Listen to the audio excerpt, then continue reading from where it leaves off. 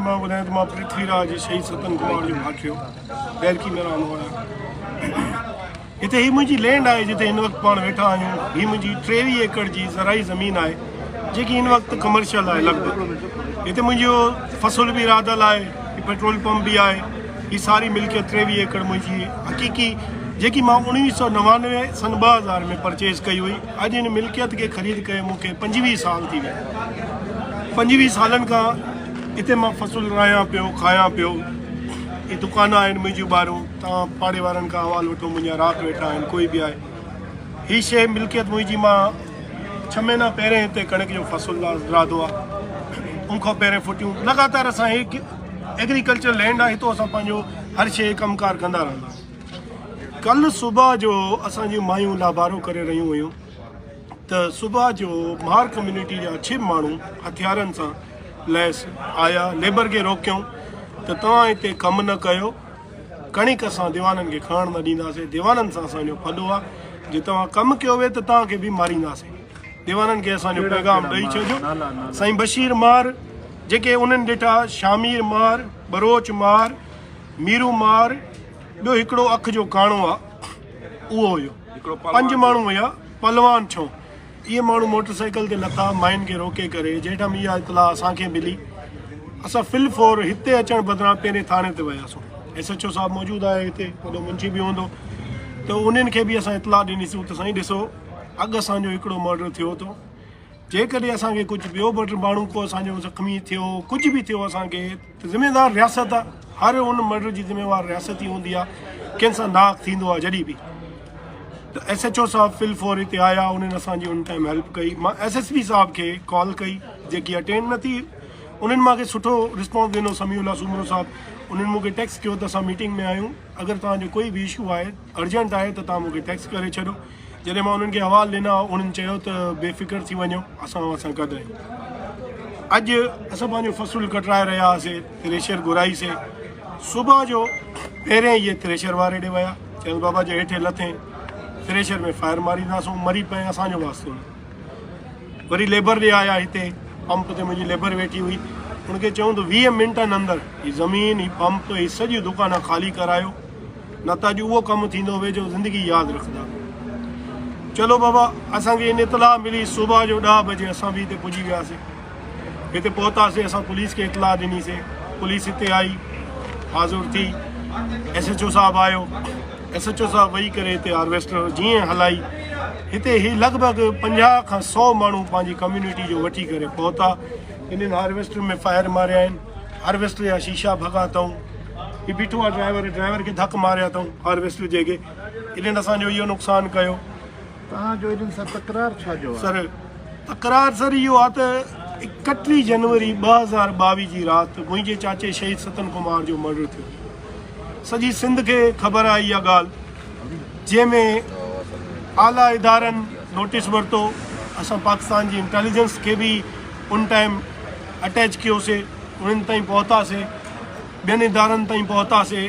जंहिंखां बाद में केस जी फाइंडिंग्स आयूं त उन में मर्डर कंदड़ हज़ारो पिताफ़ी, कराईंदड़ बशीर मार, शामीर मार, मौक़े जाइ वारदात ते बरोच मार, मीर मार, जेके उन सां गॾु हुआ। इन केस जी पुख्ता सबूत हज़ारे पिताफ़ी जी कन्फेशन, जेकी मूं रिकॉर्ड न कई, SSP उन टाइम जी रिकॉर्ड करे। SSP साहिबु कन्फेशन असांखे रिकॉर्ड ॾिनो। असां FIR इन्हनि ते कराईसीं, जेकी अॼु बि रिकॉर्ड में मौजूदु आहे। असां इन्हनि जा नाला खुलरायासीं।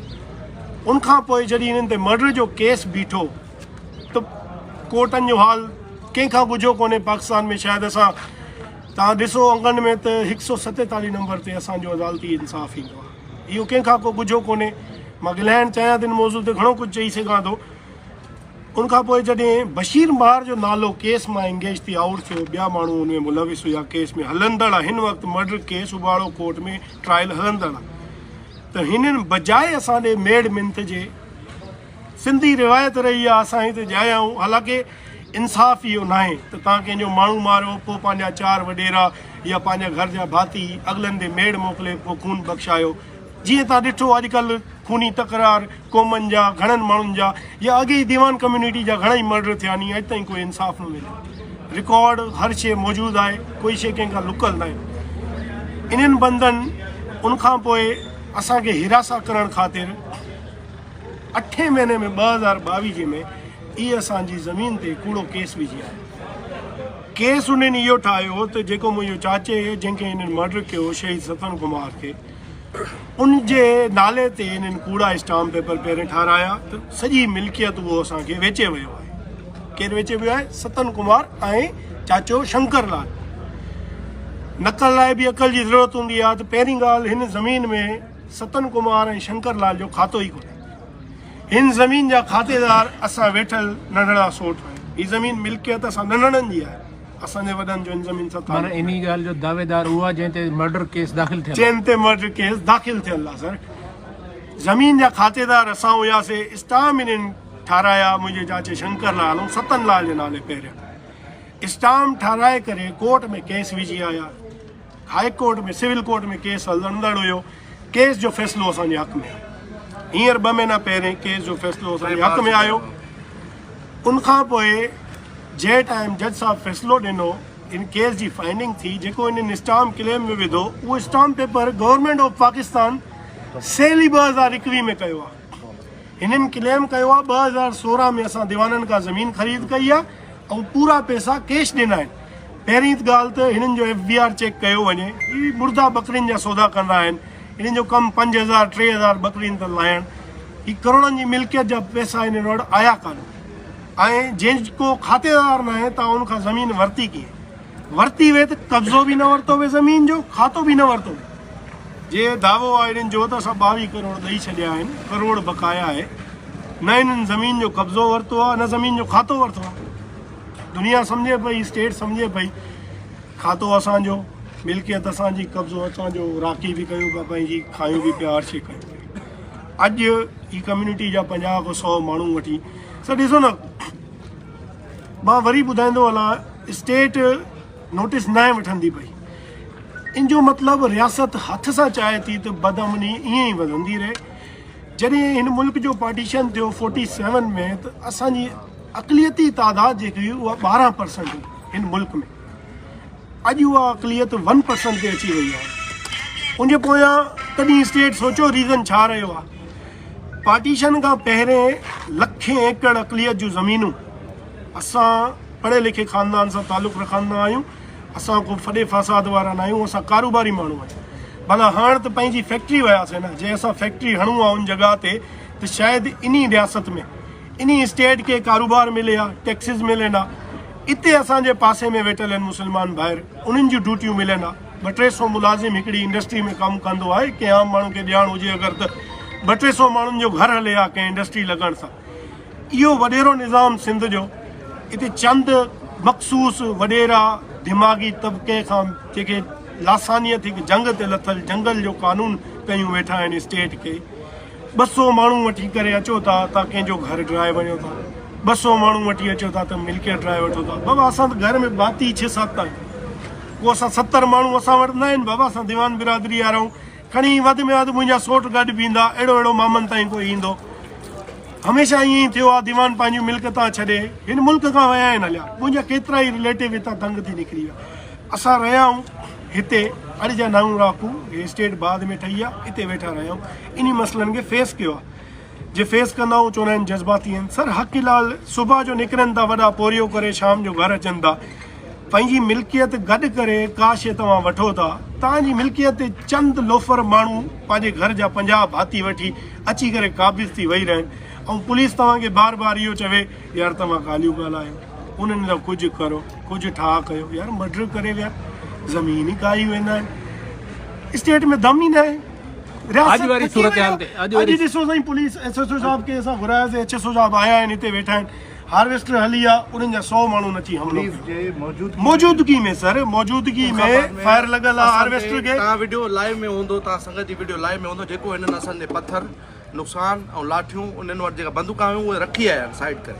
उन्हनि खे सिधा मां लाइव वीडियो में बि चयो आहे, मारो तव्हां, असां बीठा आहियूं, असां कोन छॾींदासीं। असांजी संधी हक़ीक़ ज़मीन आहे, असां कोन छॾींदासीं, भले तव्हां असांखे गोलियुनि सां मारे छॾियो। ॾिसो इहा इंसानियत किथां जी आहे। वॾेरे जो मुंची मरे थो, उन्हनि जा घर ड्राया वञनि था। असांजो खून थियो आहे, असांजो आतो घर ड्राया वञनि था। छा इहो ज़ुल्म आहे असां सां? त को इहे इन सां गॾु ॿ चंद वॾेरा आहिनि मां उन्हनि जा सरेआम नाला खणा त उन्हनि जी उता कंदे फ़ैसिला थींदा उन्हनि जी उता कंदे जेको ॻाल्हियूं थियनि थियूं उन्हनि जी उता कंदे मीटिंगां थियनि थियूं ठहनि थियूं मां उहे नाला मां प्रेस अची करे पंहिंजी प्रेस क्लब खणंदुमि अची जे वॾेरा इहे तव्हां बाद न ईंदा वे मां मूंखे कुझु बि थियो मुंहिंजी फैमिली खे कुझु थियो मां सिधी एफ.आई.आर. तव्हांजे मथां ॿिन्हिनि जे कंदुमि मां ॿिन्हिनि जा नाला बि खणंदुमि मां ॿिन्हिनि जे घर वटि वेंदुमि बाबा तव्हां बाद अची वञो बराए महिरबानी करे मुंहिंजी फैमिली सां जेको बि थियो आहे तव्हां करायो था ॿ को वॾेरो जो गार्ड मरे उन जा घर ड्रहनि था असांजी हथों मिल्क असांजो बाबा शहीद थी वियो आहे थियो असांजी ज़मीन ते हथो जेको आहे कब्ज़ा करनि था चढ़ायूं कंदा छा असां ज़ुल्म आहे छो असां इहो ज़ुल्म थियो कयो वञे छा असां अक़लियत जा तंहिं करे चओ बाबा छॾे वञो हितो मुल्क असां छॾे वञूं त न असां पुलिस में ख़फ़ा जेको आहे मुतमिन न आहियूं पुलिस खड़ी असांखे हथ सां कुटण आहे थी मां असां प्रोवाइड रेंजर असां अपील था कयूं असांखे रेंजर प्रोवाइड कई वञे न त असां हितो न उथंदासीं या असां पंहिंजो पाण खे तीली ॾेई असां पाण मरी वेंदासीं बाक़ी जेको आहे असांखे पुलिस में का बि जेकी आहे प्रोटेक्शन न मिली आहे पुलिस हिकु जेको आहे मिठा बूबा ॾेई करे ठारण वारियूं ॻाल्हियूं करे करे ॻाल्हि खे रफ़ा दफ़ा करे सर मैं अभी आप सब मौक़िफ़ ले रहे हैं मैं अभी रिक्वेस्ट करूँगा चीफ ऑफ आर्मी साहब को जनरल साहब देखें ये मुल्क आप लोग चलाते हैं क्रेडिबिलिटी कहाँ तक जा पहुँची है नुकसान कहाँ तक जा पहुँचे हैं आपके इदारे एक्टिव हैं हम समझ रहे हैं इस वक्त इस मुल्क में और भी ज़्यादा मसाइल हैं स्टेट के लिए भी काफ़ी सारे मसाइल हैं सिंध में ख़ास करके ये कच्चे के मसले पक्के के मसले लेकिन हम अक़लियतें भी आपके बच्चे हैं चीफ मिनिस्टर ऑफ सिंध आप देखें बिलावल साहब ये पीपल्स पार्टी का राइट है हमारा राइट है उनके ऊपर कि वो हमारी मदद करें ये वडेरे सारे आपके कंट्रोल में आते हैं कल आप एक कॉल कर दें अगर इस स्टेट ने इनके घर मसमार करके इनकी कमर ना तोड़ दी ना स्टेट के लिए हर चीज़ 1 मिनट की फिर चाहे वो बड़े से बड़ी दहशतगर्द तंजीम हो या चाहे यहाँ सिंध का कोई भी एक चालू वडेरा हो जब तक स्टेट यकजे होकर किसी का साथ नहीं देगी ये मसले बढ़ते रहेंगे एहतजाज चलते रहेंगे हम आपसे अभी भी रिक्वेस्ट कर रहे हैं कि ये बातें अब यहाँ से आगे जाने वाली हैं हर बार लाशें उठाने का जिम्मा हमने नहीं ले रखा या तो मैंने पहले भी रिक्वेस्ट की थी कि अगर आपसे नहीं संभाला जाता किसी को भी देखिए मैंने ये सिर्फ कह रहा कि मेरे साथ मसला है और भी गरीब लोग हैं जिनका ताल्लुक हमारी कम्युनिटी से नहीं है मुस्लिम से हमारे भाई उनके साथ भी यहाँ पर काफ़ी जुल्म है ये चंद वडेरे खसूस जब तक इनके गलों में फंदा नहीं आएगा इनके बंगलों पर जाकर इन पे रेड नहीं होगी ये चंद मोतबर लोग जो लोफर लोग बने हुए हैं इनके खिलाफ ऑपरेशन नहीं होगा कार्रवाई कोई नहीं होगी तब तक कुछ नहीं होना यहाँ पे अदा हाणे इहो ॿुधा कि पुलिस जी मौजूदगी में तव्हां सां जेको कुझु थियो हार्वेस्टर बि आहे अॻिते जो तव्हांजो छा लाइ सर असां हिते वेठा आहियूं अॼु बि वेठा आहियूं सुबुह बि वेठा आहियूं हीअ हार्वेस्टर हलंदी असां न हींअर पाण लबारो कराईंदासीं वेठा आहियूं बेशक उहे 100 आया भले उन्हनि जा सरदार उन्हनि खे ऑर्डर करे छॾनि त बाबा देवानंद जी नसल ई ख़तमु करणी आहे असां हितां हाणे न हटंदासीं मरंदासीं इहे लाशां एक्सेप्ट करण बि पोइ SSP साहब ईंदो प्राइम मिनिस्टर साहब भी मतां अचे हिते ये लाशा वसूल करण मुंहिंजी फैमिली हितां न उथंदसि हू सम्झनि था दीवान आहिनि हर दफ़े लाश खई करे पंहिंजे घर वेंदा हलिया रोईंदा रहंदा मरदा रहंदा वधि में वधि मुल्क छॾे भॼी वेंदा त हाराम जी कोन्हे शयूं महिनत करे हक़ सच जी रोटी करे कमाए करे शयूं वरितियूं आहिनि बेशक मारनि अची भले मार क़ौम जा माण्हू अची करे मारनि ॿियो को वॾेरो मारे या स्टेट पाण असांखे अची मारे हिते मौजूदु आहियूं पंहिंजे आख़िरी साह ताईं वेठा आहियूं पंहिंजी मिल्कियत कोन छॾींदासीं रहंदासीं खाईंदासीं वॼाए करे चवंदासीं बाबा असां बि पाकिस्तानी आहियूं बाक़ी असांजो राइट आहे स्टेट असांखे फिलफोर पंहिंजा राइट प्रोवाइड करे पुलिस हिते हाणे बि मौजूदु आहे जेकॾहिं पुलिस लाबारो न करायो त असां शाम ताईं पाण लाबारो कराईंदासीं पोइ भले अची असांखे मारे वञनि ज़िम्मेवार उनजो रियासत हूंदी CM सिंध हूंदो बिलावल साहब हूंदो ऐं उहे मार कम्युनिटी जा 2 वॾेरा मां जिन्हनि जो अॻु में बि उन्हनि जे सरदारनि ताईं सरदार हाजी खान मार खे मां पर्सनल मैसेजिस कया सर असां सां अव्हांजी कम्युनिटी मां ज़ुल्म थिए पियो इहा उमेदु न आहे अव्हां जग जग जा वारिस थिया वेठा आहियो हिन टाइम मां मोहम्मद ख़ान ॾे सीड़जी वियासीं असां उन्हनि चयो त मां चई छॾियो आहे तव्हांजो मसइलो कंहिं ज़रिए हल कयो वेंदो हिते उहे ॻाल्हियुनि बजाए सदाईं असां सां विहणु आया नी हर दफ़े हमेशह असां सां उहे फॾो करणु आया नी हाणे मां वरी उन्हनि खे रिक्वेस्ट कंदुमि बाबा ॾिसो कम्यूनिटी तव्हांजी आहे सरदार हवा आहियो तव्हां पंहिंजी कम्यूनिटी खे सम्झायो न त पोइ दीवान वेठा आहिनि मारे वञो हाणे थका तूं ई वरिताऊं सर लाशा खईं वॾा असांजा वयो हलियो जेको असांजो शींहुं हुयो उहो असांजो इन्हनि घेरे विधो असां हिते वेठा आहियूं कोई दोस्त बोले उर्दू में बात करें असां हिते अॼु भी बैठा हूँ सर हम यहाँ पर बैठे हैं मेरे घर का जो 6 फर्जंद था इन्होंने उसका मर्डर कर दिया लेकिन हम भी बिल्कुल उसके नक्शे कदम पर हैं हम बैठे हैं 7 से 8 लोग बचे हैं हम अपने ख़ानदान में आप में दम है आप आएँ ये रोज़ के फड्डे लोकना लड़कों को काम करने वालों को लेबर को मुतासिर करना ये क्या बच्चों वाली बातें ना करें आपने पहले मर्डर किया है ना आप हथियारों से दिन रात खेलते हैं आपका कारोबार ही यही है आप आए मार के जाएं अशरफ भाई मैं ये खत्म कहना कर दें चाहूंगा, मसले को जो ये बशीर और शामिर बरोच है ना ये 1 नंबर के शहर में 2 नंबर के काम करते हैं सारा इन्हों का काम जो है सारा जो धंधा है ना वो लेन देन का है पुलिस से लेके जाके ऊपर तक 2 नंबर काम इनका स्टार्टअप आप पहले इसका सारा सिस्टम तो लो ना ये खानदानी तो नहीं थे ये जो पहले स्टार्टअप इसका कारोबार था ना आपके सामने कसाई बैठे हुए हैं उन्हें कसाईयों से पूछो ये काम क्या करते थे मोए हुए ढोर लेके आते थे वो देते थे 500 रुपए में ऊपर लेके लोगों से 1000-3 कम लेके ये ढोर का काम करते थे हमारी हिंदू कम्युनिटी ने इसको जब कारोबार लगाया लेन देन के मामले में इनको जब कारोबार दिया तो ये अपने आप को दादा समझ गए इसको ब्याज भाग गया जो इनका सूद का काम था वो उसको जो ऊपर लेके गए अब सूद पे जो भी डरकी के 98% दीवान है ना सब ने इन्होंने ठगाए इन्होंने 200 एकड़ जमीन इकट्ठी की कहाँ से इकट्ठी की इनके अब्बा दादा की थोड़ी थी ये सारा 2 नंबरी से काम इन्होंने सारा इकट्ठा किया है और स्टार्टअप से ये अभी ऐसे ही काबिज होते जा रहे हैं हर दीवान को टारगेट करते हैं आप शुरू से लेके अभी भी दीवान कम्युनिटी को जाके आप पूछो हर इसका दंगा हुआ मारा हुआ इसका है कोई इसके लिए बोलता है तो उसको कूड़े केस में फंसाते हैं किसी को चेक में फंसाते हैं आप मुसलमान कम्युनिटी से पूछे मुस्लिम कम्युनिटी से उसको इतने कितने पर्चे करवाए हर थाने पे जाके ऊपर नीचे करते हैं और किसी को बड़े मुंशी को पैसे दिए किसी को क्या दिया ये सारा इनों का एक सिस्टम है अभी ये जैसे ना छोटी ऐसे समझो डायन होती है वो खा के बड़ी हो जाती है ना अब ये बड़े बड़े काम करें हम इसको जमीन नहीं देंगे मर जाएंगे यहाँ पे बैठे हुए नहीं देंगे मैं सीएम सिंध को और वजीर कानून लंजार साहब को और IG साहब गुलाम नबी मेमन को और DIG अपना फैसल साहब को और SP घोड़की को मैं ये बिल्कुल मैं आपको रिक्वेस्ट करता हूँ प्लीज़ हमें पहले भी बहुत बड़ा इन्होंने नुकसान किया हमारा मर्डर करवाया उन्होंने भी अभी ये जो है इन्होंने कुछ टाइम पहले मुझे कच्चे से धमकी दिलवाई थी वो भी मेरे पास रिकॉर्ड है उसने कच्चे से मुझे फ़ोन किया भाई कि तुम सुधर जाओ और जो है ना ये वो नहीं करो मेरे पास अभी भी वो एविडेंस है मैंने उसकी रिकॉर्डिंग की है उसने मुझे मौत मार धमकी की तुम्हें जो है ना मारेंगे अगर नहीं वो अभी देखो इन्होंने जो ये हथकंडे किए हैं ना तरह तरह के हरासमेंट मुझे दिए हुए हैं लोगों के जाके आप पूछो मैं डरता नहीं इन्होंने कहीं से मुझे फ़ोनें करवाई फिर भी मैं डरता नहीं भाई मेरा हक है मैं राइट पे खड़ा हूँ देखो इन्होंने झूठा जो है केस दाखिल किया था सिविल इंजीनियर के पास उसमें ये झूठे उसको ऑफर दी ऊपर नीचे करने की केस के ऊपर नीचे करने की क्योंकि उसमें ये 2 नंबर थे इसमें कोई एविडेंस नहीं था ऊपर से लेके सारे झूठ के मुकदमा अभी भी ये 3 पर्चे मेरे पे करवाने के लिए पंजाब जा रहे हैं क्योंकि इन्हों को पता है कि यही बंदा है कि यही लड़ेगा खींची पड़ेगा मैं कहता हूँ मैं पूरी स्टेट को कहता हूँ कि मेरी मदद की जाए हम गरीब बंदे हैं हम कोई लड़ने वाले हम फुल कारोबारी बंदे हैं हमारे पास ये 2 नंबरी वाला काम नहीं है नहीं कभी किसी से गुना है क्योंकि मैं अपने सिंध में पैदा हुआ हूँ सिंध में ही मरूंगा पर मैं सिंध छोड़ के नहीं जाऊंगा इनको मैं इल्तिजा करता हूँ अपने जो बड़े इस टाइम बैठे हुए हैं मैं उनको इल्तिजा कर रहा हूँ कि हमारी प्लीज़ फॉर मदद की जाए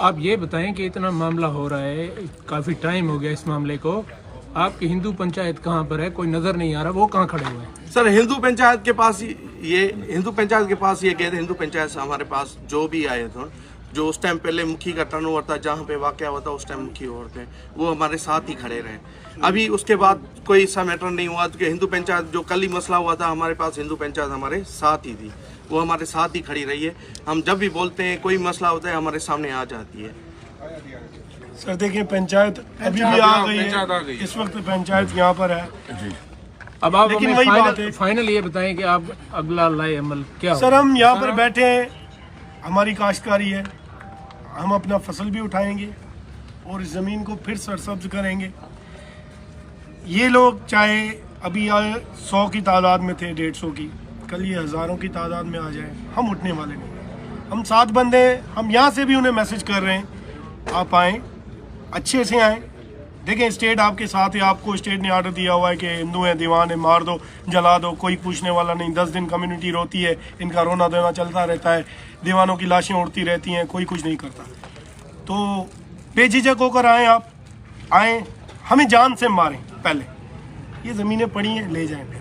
क्या इस मामले का ये हल नहीं हो सकता कि कहीं बैठ के तीसरे सर पार्टी के देखिए, पास फैसला हो जाए? कैसे बातें होती हैं, मैंने आपको पहले बताया ना कि आपका कोई मर्डर कर जाए, आप घर में बैठे हो, अभी आपके खून को गुजरे हुए 6 महीने ही ना हो, फिर आपको आकर रात को वही बंदे आकर जोरदार चपेड़े मार के जाए, आप पे क्या गुजरेगी? आप मुझे इस सवाल का जवाब दें। 31 जनवरी 2022 की रात को मेरे चचा का मर्डर हुआ है। 8वें महीने में 2022 के इन्होंने हम पर केस दाखिल किया। उसके बाद रात को ये लोग पंप पर आए, यहाँ पर आकर फायर किए हैं, हमारे चौकीदारों को भगाया। वो भी मैंने FIR करवाई थी, इस वक्त रिकॉर्ड में मौजूद है। आपका मर्डर हो जाए, स्टेट देखती रहे, थाने पर आप जाएं, हर कोई हंसता बैठता है, यार ठीक है दीवानों, जो हो गया, छोड़ दो। छोड़ते जा रहे हैं, मरते जाएं, छोड़ते जाएं। मैंने आपको बताया ना कि ये कोई 30 से 45 लाख एकड़ ज़मीन थी पार्टीशन से पहले सिंध में हमारी कम्युनिटी की, आज कहाँ है? अभी आपका मोटरवे बना है, चंद साल हुआ है ना, आप रिकॉर्ड चेक करवाएं, हमारी कम्युनिटी की कितनी ज़मीनें निकली हैं।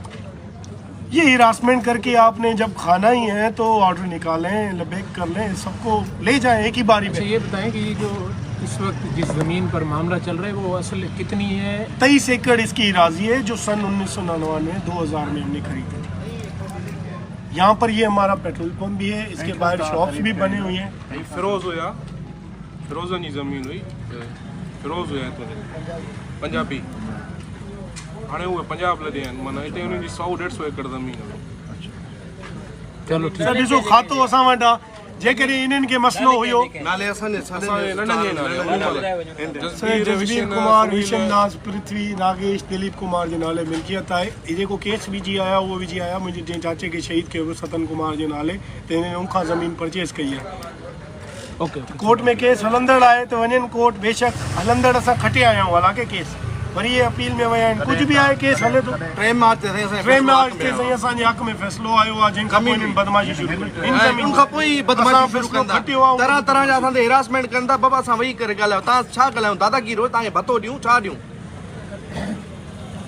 ठीक है।